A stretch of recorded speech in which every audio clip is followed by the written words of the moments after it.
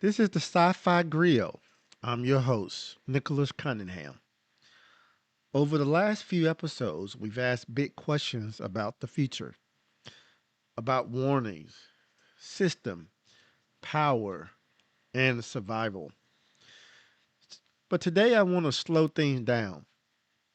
Instead of talking about futures, I want to talk about a person. Because sometimes the clearest way to understand leadership is to watch someone carry it. Today we're talking about Benjamin Sisko from the TV show Star Trek Deep Space Nine.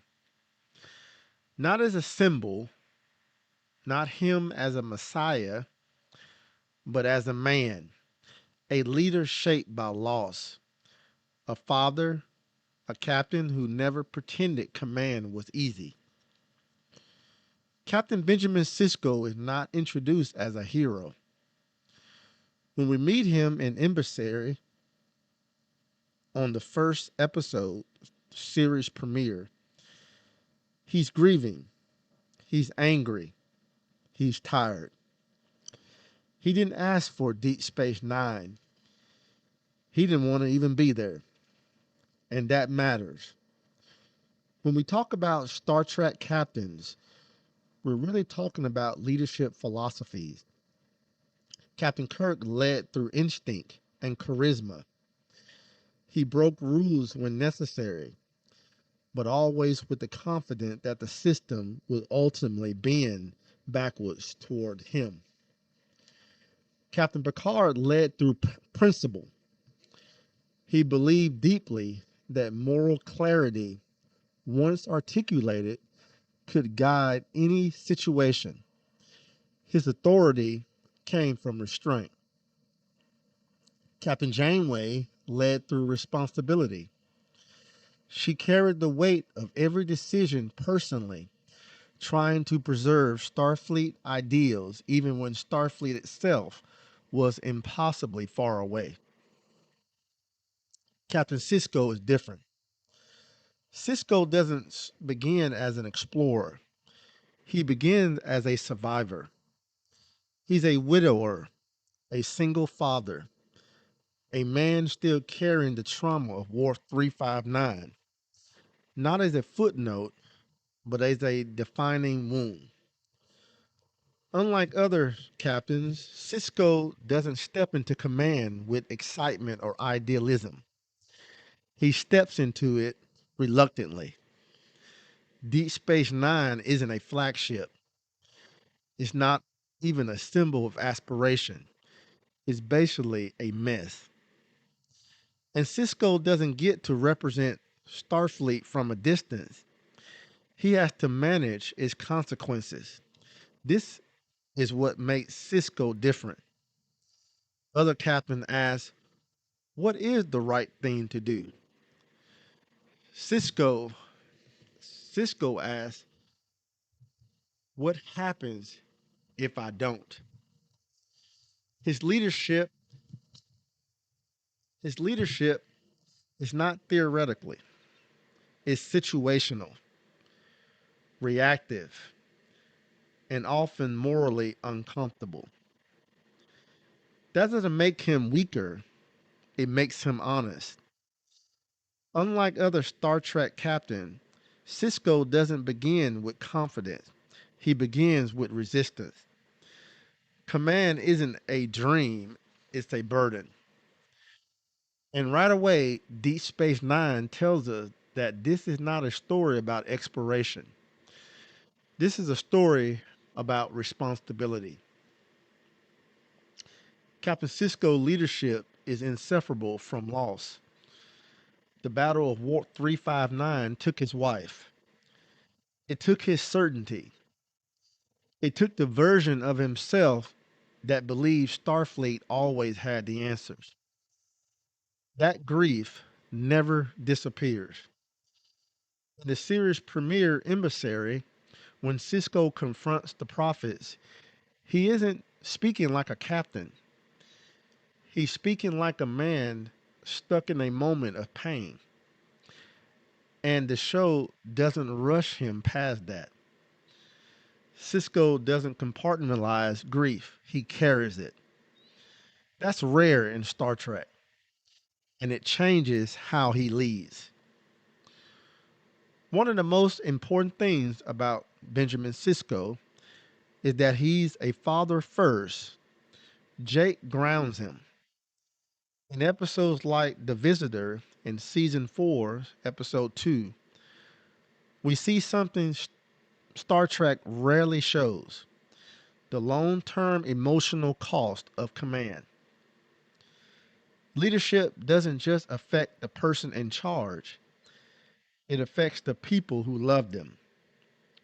Cisco decisions are never abstract. They have consequences at home, not just in space.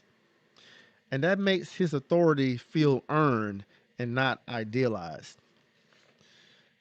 Leadership under pressure doesn't reveal who you want to be, it reveals who you already are. Captain Cisco is often described as compromised, but that assumed compromise is always weakness. Deep Space Nine forces Cisco into a situation where every option costs something. He's not choosing between good and evil, he's choosing between loss and catastrophe. The Dominion War makes this unavoidable. If there's one episode that defines Cisco leadership, it's season 6, episode 19, In the Pale Moonlight. Cisco crosses a line knowingly. He lies, he manipulates, he allows a murder to stand. And then he does something no other Star Trek captain have done before. He admits it. He doesn't justify it as destiny. He doesn't hide behind orders. He looks directly at the cost and says, I can live with it. That line isn't triumph, it's devastating. Because what Cisco understands and what the episode forces us to confront is this: leadership isn't judged only by outcomes, it's judged by what it asks you to carry afterwards. Cisco wins the war, but he loses the illusion that leadership can remain clean. That's the warning. Not that leaders will fail, but that system will eventually demand decisions that permanently alter the people inside them. Captain Sisko often stands in tension with Starfleet itself. In episodes like season 4, episodes 11 and 12, Homefront Paradise Lost shows him pushing back against Starfleet because Starfleet itself becomes the threat. Fear drives policy. Security overrides liberty. He believes in the Federation, but he's not blind to its failures. Cisco understands something critical. Institutions don't protect values, people do. And sometimes that means standing against the system you serve. Not because he's anti Starfleet, but because he remembers what it's supposed to be. That makes him one of the Star Trek most honest captains. Cisco isn't loyal to the institution, he's loyal to the principle beneath it. That distinction is critical. It's the difference between obedience and integrity. And it's why Cisco leadership feels so modern and so uncomfortable. In season 5, episode 13, for the uniform, Cisco violates Starfleet ethics to stop Michael Eddington. He poisoned a Maquis colony atmosphere. Starfleet doctrine would call this unacceptable. Cisco calls it necessary. What's important isn't the tactic, it's the reasoning. Cisco isn't rebelling against Starfleet. He's enforcing order in a situation Starfleet created and then walked away from it. That tension matters because Cisco understands something Starfleet struggles with. You don't get to design consequences from a distance. Cisco's story also forces Starfleet to grapple with faith. As the emissary to the prophets, he both leader and a symbol.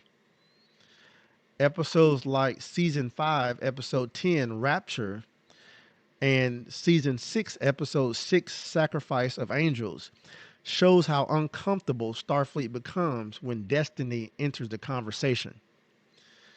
Sisko never fully embraced godhood. He wrestled with it, which makes his journey less about prophecy and more about responsibility.